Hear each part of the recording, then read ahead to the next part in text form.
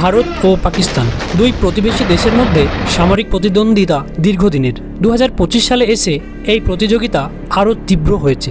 চলুন দেখি বর্তমানে কোন দেশ সামরিক শক্তিতে কতটা এগিয়ে এবং কার কাছে কি আধুনিক অস্ত্র রয়েছে। সেনাবাহিনীর দিক থেকে দেখতে গেলে ভারতের সক্রিয় সেনা সদস্যের সংখ্যা প্রায় 14 লক্ষ, যেখানে পাকিস্তানের সেনা সংখ্যা প্রায় 6 লক্ষ। রিজার্ভ বাহিনীতেও ভারত অনেক এগিয়ে। মানব শক্তির দিক থেকে ভারতীয় সেনাবাহিনী বৃহত্তর এবং সংগঠিত।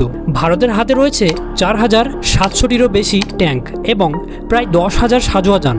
ভারতের আন্তর্জাতিক মানের ট্যাঙ্ক যেমন T-90 ভীষ্মা, অর্জুন MTB রয়েছে। পাকিস্তানের ট্যাঙ্কের সংখ্যাও প্রায় 2600। তাদের প্রধান যুদ্ধ ট্যাঙ্ক চীন ও ইউক্রেন থেকে নেওয়া BT-4 এবং AI খালিদ। ভারতের কাছে আছে প্রায় 2200টি সামরিক বিমান, Su-30 MKI, রাফায়েল তেজসের মতো অত্যাধুনিক ফাইটার জেট। পাকিস্তানের কাছে প্রায় 900টি সামরিক বিমান রয়েছে, যার মধ্যে JF-17 থান্ডার ও F-16 ফাইটিং ফ্যালকন।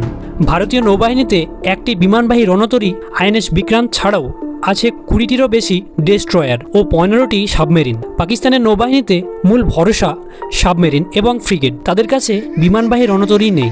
এবার আসি পরমাণু শক্তির দিকে। দুই দেশই পারমাণবিক শক্তিধর। ভারতের কাছে আনুমানিক 160টি নিউক্লিয়ার ওয়ারহেড রয়েছে, যেখানে পাকিস্তানের সংখ্যা আনুমানিক 165টি।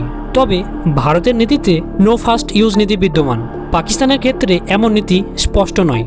ভারতের হাতে রয়েছে অগ্নি সিরিজের ballistic missile, BrahMos supersonic cruise missile ইত্যাদি। পাকিস্তানেরও রয়েছে শাহিন ও বাবর সিরিজের মিসাইল, যা পরমাণু অস্ত্র বহন করতে সক্ষম।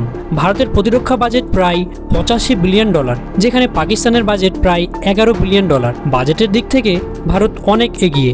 নতুন প্রযুক্তি ও উন্নত অস্ত্র কিনতে ভারতের সক্ষমতা অনেক বেশি। সব মিলিয়ে দেখা যাচ্ছে মানব শক্তি, প্রযুক্তি, আধুনিক অস্ত্র এবং বাজেট সব দিক থেকেই ভারত পাকিস্তানের চেয়ে অনেক এগিয়ে। তবে পাকিস্তানও একাধিক ক্ষেত্রে নিজেদের সামরিক সক্ষমতা বাড়াচ্ছে।